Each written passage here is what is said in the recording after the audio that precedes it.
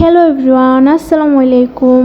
আজকে আমি আপনাদের সাথে শেয়ার করব বাসায় বানানো একটা বেস্ট হেয়ার অয়েল, যেটা ইউজ করার পর আপনাদের চুলের সকল সমস্যার সমাধান হয়ে যাবে এক চুটকিতে।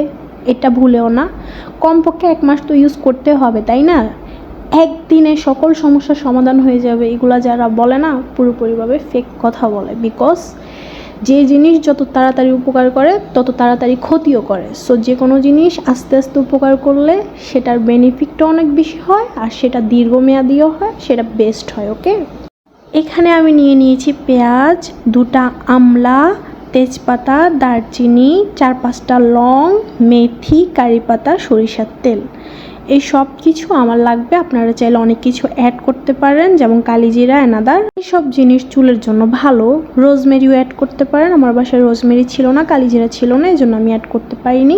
এখন আমি পাতিলে সরিষার তেলটা ঢেলে নিয়েছি। দেন আমি এখানে যত কিছু নিয়েছি সব দিয়ে দিয়েছি। এখানে আমি অলিভ অয়েল তেলও অ্যাড করছি 1 কাপ পরিমাণ।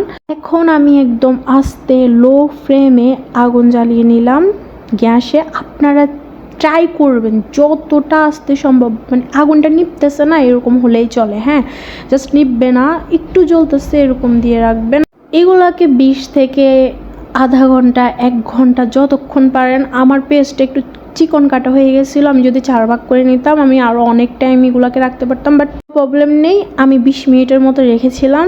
পেস্টটা বড় করলে হয়তো আরও অনেক লং টাইম, আধা ঘন্টা 1 ঘন্টাও রাখতে পারতাম। আর এটার কারণ হচ্ছে পেস্টটা জ্বলতে পারবে না। পেস্টটা যদি জ্বলে যায় আপনার তেলটা হবে না। এখানে যা যা ইউজ করা হয়েছে কোনো কিছু জ্বালানো যাবে না, একটু যদি জ্বলে তেলটা পুরোই নষ্ট। এখন আমি এগুলাকে নামিয়ে ছেঁকে যে বোতলে সরিষার তেলটা ছিল ওই বোতলেই আবার নিয়ে নিলাম। আর আপনাদের কাছে যদি অয়েলের যে বোতলগুলো থাকে ওইগুলোও যদি থাকে আরও বেস্ট। আমিও দেখি এগুলো আনতে পারি কিনা, তাহলে ওইগুলোর মধ্যে আবার নিয়ে নেব তেলটা। 1 মান্থ, জাস্ট 1টা মাস ইউজ করে দেখেন তেলটা, ভালো রেজাল্ট 100% পাবেন। 100% পাবেন। যদি না পান তাহলে আমাকে কমেন্টস করে বলবেন যে পাই নাই।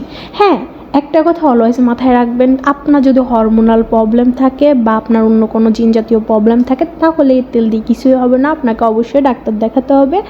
ডাক্তার আপনাকে যা রেকমেন্ড করবে তাই আপনাকে ইউজ করতে হবে। ওকে গাইস, আল্লাহ হাফিজ, টাটা, ভালো থাকবেন সবাই। আর কোনো ভালো যদি কোনো কিছু আপনারা জানতে চান বা কোনো ভালো রেমেডি চান তাহলে অবশ্যই আমাকে কমেন্টস করে বলবেন। আল্লাহ হাফেজ।